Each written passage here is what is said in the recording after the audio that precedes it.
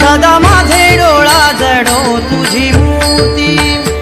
सदा माझे डोळा जडो तुझी मूर्ती,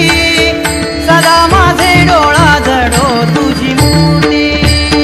सदा माझे डोळा जडो तुझी मूर्ती, सदा माझे डोळा जडो तुझी मूर्ती, सदा माझे डोळा जडो तुझी मूर्ती। रखुमाईच्या पती सोयरिया, रखुमाईच्या पती सोयरिया,